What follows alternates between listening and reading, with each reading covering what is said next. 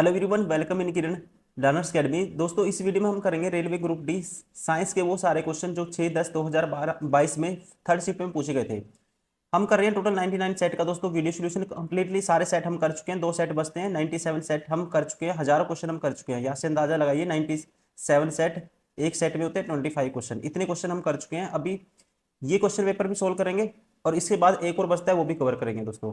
ठीक है, वहां से आपका ये सारा कंप्लीट हो जाएगा। अगर आप ये सारे क्वेश्चन लगा लेते हो ग्रुप डी के साइंस के, कोई भी ऐसा क्वेश्चन नहीं बचेगा दोस्तों। मोस्टली 90% आपका सारा सिलेबस भी रिवाइज हो जाएगा और आपकी जो क्वेश्चन सोल्व करने का दोस्तों आपको पैटर्न भी पता लग जाएगा कि किस टाइप के क्वेश्चन पूछे गए हैं।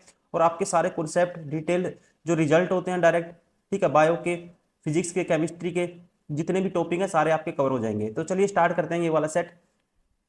मेंडलीव की आवर्त सारणी में कहता है which element is not present in the 18th group. कहता है मेंडलीव की आवर्त समूह में 8वें और चौथे आवर्त की पहली श्रेणी में कौन सा तत्व मौजूद नहीं है। ठीक है, 8वें group and the first series of the fourth period in Mendeleev periodic table which element not present. तो दोस्तों ध्यान रखेंगे, जो कॉपर है, सिल्वर है और गोल्ड है, ये पाए जाते हैं along with alkali metal group 1 में। और जो दोस्तों ये ध्यान रखेंगे, जो ट्रांजिशन ट्रायड बोलते हैं जिनको, जैसे कि आयरन, निकोल और कोबाल्ट, ये काम मिलते हैं 8वें ग्रुप में। तो इसका जो राइट आंसर होगा, ठीक है, कौन सा नहीं है इनमें, गोल्ड नहीं आएगा। Option third is correct. Question number 20,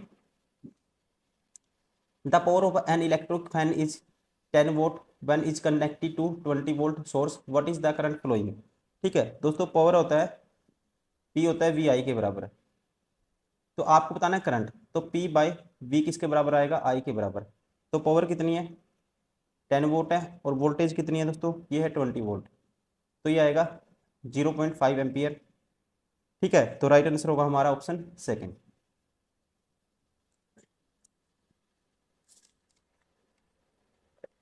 question number 3, suppose the Raghu has kept an object in front of concave mirror of focal length f at various distances u and he has measured the corresponding image distance v. From such experiment, Raghu is able to plot a graph of u against 1 by magnification, that is u with 1 by m. Which of the following option is true? तो इसको दोस्तों चलिए करते हैं। अब magnification होता है, ध्यान रखेंगे, अब मैग्निफिकेशन होता है, एम होता है, कॉनकेव मिरर है, -v/u। इतना तो आपको पता ही होगा। यहाँ से v की वैल्यू क्या आएगी दोस्तों, आप कहेंगे v की वैल्यू यहाँ से आएगी -m u के बराबर। अब आपको पता है 1/f, स्पेस कम है इसलिए मैं यहाँ पे लिख रहा हूँ 1/f 1/u प्लस 1/v। तो यहाँ से 1/f बराबर आएगा 1/u माइनस के 1 दोस्तों mu। अगर दोनों तरफ हम मल्टीप्लाई कर देते हैं f से, तो ये 1 बराबर आ जाएगा 1 ये f/u, ये है दोस्तों f। ठीक है, ध्यान रखिए, f/u माइनस के f/mu। अब देखो, यहाँ से अगर हम u से और मल्टीप्लाई कर देते हैं दोस्तों u से, तो ये आएगा u बराबर है f माइनस f/m, ये आएगा। और u को लिख सकते हैं हम, स्ट्रेट लाइन के फॉर्म में लिखना है। अगर हम यहाँ पे इसको इस साइड लिख लेते हैं दोस्तों, तो माइनस के f1/m प्लस f। अब ये इक्वेशन क्या होती है, स्ट्रेट लाइन की इक्वेशन होती है y is equal to M X plus C. y is equal to M X plus C किसकी इक्वेशन होती है दोस्तों, स्ट्रेट लाइन की। तो यहाँ से जो स्लोप आएगा, स्लोप तो आ गया, f की वैल्यू स्लोप आ गया हमारे पास कितना, कंपेयर करने से माइनस के f। स्लोप क्या आएगा दोस्तों, इससे कंपेयर करेंगे माइनस के f। अब x इंटरसेप्ट पे हम क्या पुट करेंगे, जब u 0 होगा, x इंटरसेप्ट पे जैसे हम इंटरसेप्ट फॉर्म में निकालते हैं, एक्स बराबर 0 वाई की वैल्यू, वाई बराबर 0 एक्स की वैल्यू। तो अगर यू बराबर 0 होगा दोस्तों, तो यहाँ पे तो ये वैल्यू किसके बराबर होगी, 0 के बराबर। ठीक है, तो ये वैल्यू अगर 0 के बराबर होगी तो this is equal to this, तो एफ की वैल्यू क्या आएगी, देखो अब ये इसके 0 हो जाएगा यहाँ पे, और ये एफ इंटू 1/m दोस्तों बराबर होगा एफ के। तो एफ से एफ कैंसिल, तो 1/m की जो स्लोप है, स्लोप क्या आएगा, 1 आएगा। ठीक है, स्लोप की वैल्यू आई 1/m, ये क्या आया, 1 आया। और वैसे ही वाई इंटरसेप्ट पे, ठीक है, वाई इंटरसेप्ट दोस्तों यहाँ पे इसकी वैल्यू 0 पुट करेंगे, मतलब ये 1/x 0 होगा, 1/m, तो ये क्या आएगा, फिर ये आएगा वाई इंटरसेप्ट 1/m बराबर 0, ये क्या आएगा, एफ आएगा। तो हमारा जो राइट आंसर होगा, ग्राफ क्या होगा, स्ट्रेट लाइन होगा, स्लोप होगा -f, और एक्स इंटरसेप्ट 1 आएगा, और वाई इंटरसेप्ट एफ एफ होगा दोस्तों। तो ध्यान रखेंगे राइट आंसर होगा ये वाला। ठीक है, बाकी ये सारे ऑप्शन रॉन्ग दिए हुए हैं, इसमें सारे के सारे ऑप्शन क्या है, रॉन्ग है। क्वेश्चन नंबर 4 में कहता है, a student got a stain on his shirt while doing an activity in a science laboratory, which chemical should he use to remove the stain? तो उसको कौन सा केमिकल यूज करना पड़ेगा स्टेन को रिमूव करने के लिए? तो दोस्तों इसका राइट आंसर होगा, यूज करना पड़ेगा सोडियम कार्बोनेट। ठीक है, इसे बोलते हैं सोडियम कार्बोनेट को washing soda. Question number 5, dihybrid cross between two traits in Mendel experiment result in the ratio of. तो ये रेशियो दोस्तों आपको ध्यान रखना है, जो मेंडल प्रयोगों में दो लक्षणों के बीच द्विसंकर संकरण परिणाम स्वरूप प्राप्त अनुपात कितना होगा। ठीक है, तो ये आपको याद रखना है, ये होता है option second 9331। Question number 6, the refractive index of diamond is 2.42, then the speed of the light in diamond is. देखो दोस्तों आपको याद रखना है, speed of light in, speed light की स्पीड, स्पीड ऑफ लाइट बटे में speed of light in medium, ये किसके बराबर होता है, रिफ्रैक्टिव इंडेक्स के बराबर होता है। ठीक है, अब लाइट में होती है 3 पॉइंट या 3 × 10⁸ मीटर पर सेकेंड, और मीडियम की मान लेते हैं m है दोस्तों, इसकी वैल्यू बतानी है आपको, तो ये आएगा 3.10⁸ बटे में 2.42 आ जाएगा। ठीक है, तो ये स्पीड आ जाएगी यहाँ से मीडियम की, मतलब कि डायमंड की। ठीक है, speed of light in diamond आ जाएगी यहाँ से, तो इसको कैंसिल आउट करेंगे, ये आएगा हमारे पास, इसको आप कैंसिल आउट करोगे, ये आएगा लगभग, काटोगे तो 1.24 × 10⁸ मीटर पर सेकेंड। यहाँ से जो राइट आंसर होगा ये होगा option second. Question number 7, from the following identify the correct properties of magnetic field lines. ठीक है, कौन सी है जो करेक्ट प्रॉपर्टी है वो आपको बतानी है। पहले कहते हैं magnetic field lines are close loop. दोस्तों ये स्टेटमेंट ध्यान रखना है आपको अपने आप में। ठीक है, क्लोज लूप बनाती है। ठीक है, मैग्नेटिक फील्ड लाइन क्या बनाती है, ऐसे क्लोज लूप बनाती हैं। दूसरा,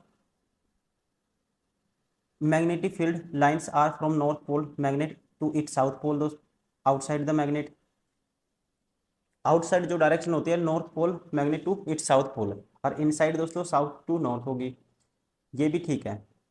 magnetic field line intersect each other, ध्यान रखेंगे magnetic field line can not be intersect each other, ये क्वेश्चन बार बार आता है, तो आपको याद रखना है कभी भी इंटरसेक्ट नहीं करती।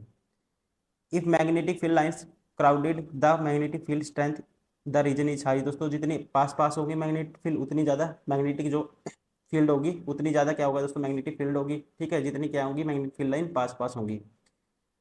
The number of magnetic field lines per unit area is called magnetic flux, ये क्या है दोस्तों, गलत है ये भी।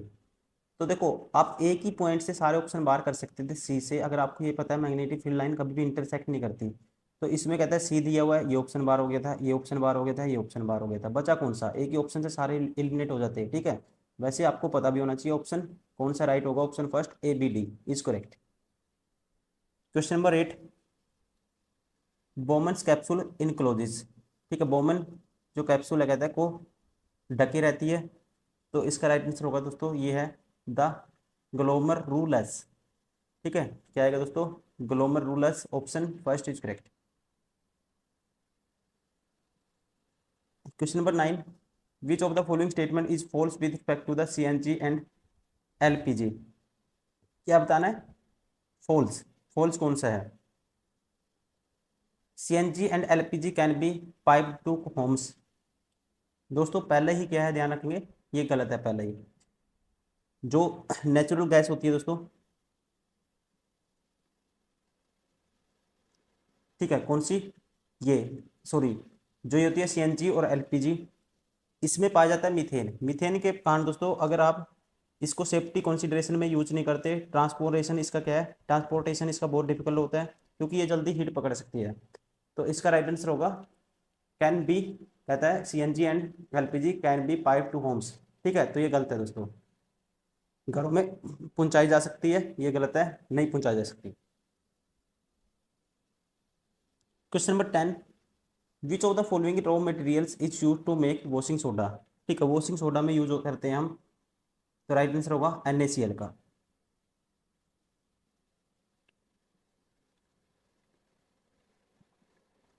क्वेश्चन नंबर 11, एक वयस्क मानव सूत्र में डैश होते हैं। एक वयस्क दोस्तों मानव, एक वयस्क मानव मूत्र में an adult human urine consist of. ठीक है, तो इसमें होता है, राइट आंसर होगा 95% water, 2.5% urea and 2.5% other waste product. Question number 12, what is the given reaction an example of. अब देखो दोस्तों, कॉम्बिनेशन में क्या होता है, दो प्रोडक्ट मिलकर एक सिंगल बनाएंगे, तो जहां जहां कॉम्बिनेशन है वो तो ऑप्शन आएगा ही आएगा नहीं। ठीक है, अगर आपको थोड़ा बहुत भी पता है, ये तो आएगा ही आएगा नहीं। ओनली डिस्प्लेसमेंट रिएक्शन दोस्तों, double displacement and precipitation reaction. तो आप ध्यान रखेंगे, इसमें कैल्शियम क्लोराइड जो रिएक्ट होके सोडियम कार्बोनेट के साथ क्या बनाता है, कैल्शियम कार्बोनेट और सोडियम क्लोराइड। तो ये एग्जाम्पल है दोस्तों डबल डिस्प्लेसमेंट और प्रेसिपिटेशन रिएक्शन का। तो राइट आंसर होगा option third. Question number 13, small carnivorous और the secondary consumers come at dash level. ठीक है, कहता है छोटे मांसाहारी और द्वितीयक उपभोक्ता डैश सत्र पर आते हैं, तो ये आते हैं ऑप्शन फर्स्ट, थर्ड ट्रॉफिक, मतलब कि तीसरे पोषी। Question number 14, A convex lens has the radius of curvature 40 centimetre, the power of the lens is. दोस्तों रेडियस ऑफ कर्वेचर कितनी है, 40 है। ठीक है, पावर आपको बतानी है, पावर होती है 1/f के बराबर। ठीक है, तो f की वैल्यू यहाँ से हम कह सकते हैं, सेंटर ऑफ कर्वेचर की वैल्यू क्या होगी दोस्तों, सेंटर ऑफ कर्वेचर का हाफ होता है, तो f की वैल्यू क्या आएगी, 20 आएगी। अब 1/20 निकालोगे, अब यहाँ पे पावर की वैल्यू निकालनी है 1/20, तो ये आएगा हमारे पास कितना। अब इसको इसे कि इसमें है सारा सेंटीमीटर में, मीटर में कन्वर्ट करने के लिए दोस्तों इसको क्या करेंगे हम, तो इसको यहीं पे हम क्या करते हैं, 100 से डिवाइड करेंगे, ये आएगा 1/5 मीटर में कन्वर्ट करने के लिए 1/5।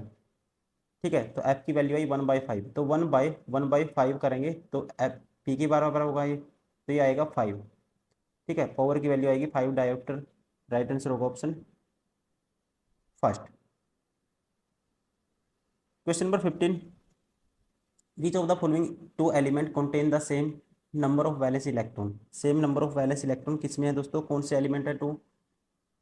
तो यहाँ पे देखोगे फ्लोरीन है दोस्तों, इसका एटॉमिक नंबर होता है 9, पहले में 2 आएंगे, दूसरे में 7 आएंगे। और जो क्लोरीन है इसका होता है 17, पहले में 2 आते हैं, दूसरे में 8, तीसरे में 7। तो इनके दोस्तों क्या है, same number of valence electron है दोनों के। ठीक है, तो राइट आंसर होगा option second, fluorine and chlorine. Question number 16, redox reaction is reaction in which. तो ध्यान रखेंगे, रिडॉक्स रिएक्शन होता है दोस्तों जहाँ पे क्या होगा, ऑक्सीडेशन भी होगा और रिडक्शन भी होगा एक ही साथ।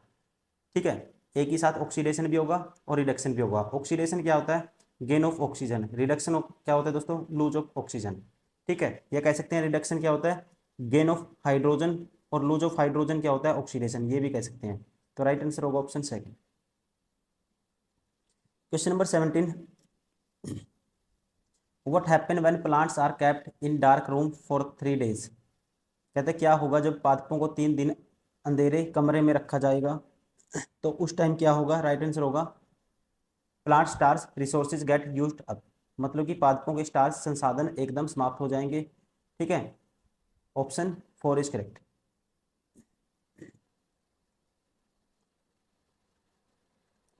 क्वेश्चन नंबर 18 कहता है Mendel did two experiment, pollen from tall plant was taken to fertilise ovules और शॉर्ट प्लांट्स, एंड टू कहता है pollen from short plants was taken to fertilise ovule of tall plants, if compare to the plants produced from these two experiment we will see that. तो हम क्या देखते हैं, ये आपको बताना है।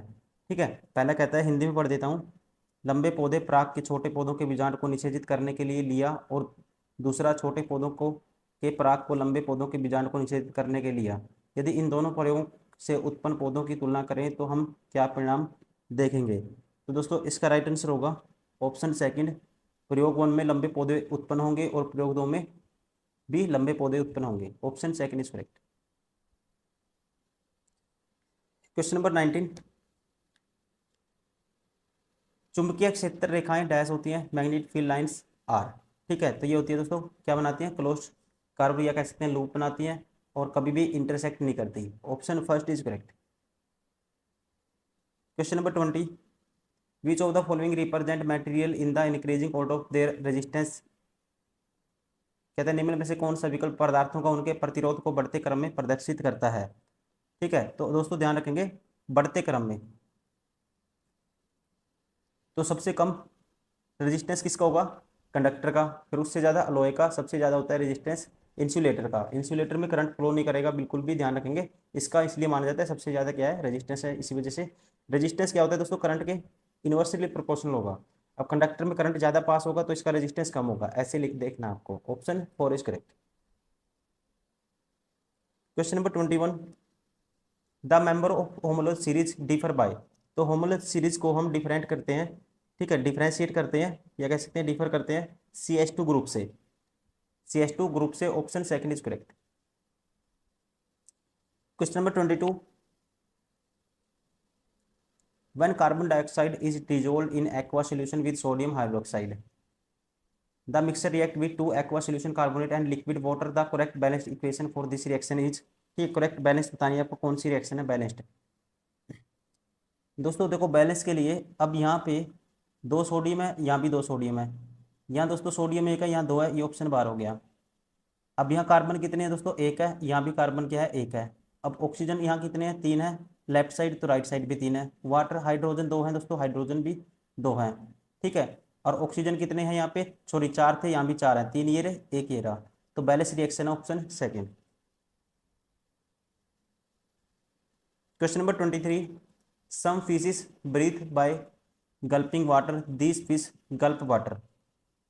तो इसका राइट आंसर होगा दोस्तों option first, more times per minute than an animal breathing air. Question number 24, at what position of an object, sorry at what position of an object placed in front of a concave mirror is a diminished image formed. इसका right answer होगा दोस्तों, concave mirror forms the diminished image of the object when the object is placed beyond the centre of curvature. कहाँ होगा, beyond the centre of curvature होगा। Option second is correct, मतलब वक्रता केंद्र से परे। क्वेश्चन नंबर 25, ये कॉनकेव मिरर का दोस्तों मैं पूरा कॉन्सेप्ट बता चुका हूँ, पूरा ये हमने पूरा बना के बताया कि यहाँ ऑब्जेक्ट कहाँ कहाँ हो सकता है, इमेज कहाँ कहाँ बनेगी, बहुत सारी। अगर आप सारे क्वेश्चन पेपर सोल्व किए हमने, वो देखोगे प्लेलिस्ट में वीडियो बनी हुई है।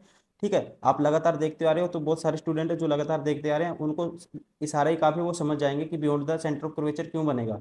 ठीक है, अगर आपको भी सारा कॉन्सेप्ट आपको क्लियर करना है, आप प्रीवियस वाली जो सॉरी प्रीवियस वीडियो देखिए जो पहले हम डाल चुके हैं, प्लेलिस्ट बनी हुई है, तो आप धीरे धीरे सीक्वेंस वाइज करते होंगे तो आपका माइंड खुलता रहेगा और आपको अच्छे से समझ में आएगी सारी चीज़ें। 25 में कहता है, the filament of an electric bulb is made of which of the given material. दोस्तों आसान क्वेश्चन है, किसका बना होता है, टंगस्टन का बना होता है। ठीक है, ऑप्शन थर्ड इज करेक्ट। ये थे दोस्तों सारे वो क्वेश्चन जो साइंस से पूछे गए थे रेलवे ग्रुप डी के इस एग्जाम में 6/10/2022 से 22 को थर्ड शिफ्ट में। उम्मीद करता हूँ वीडियो पसंद आई होगी। Thank you very much.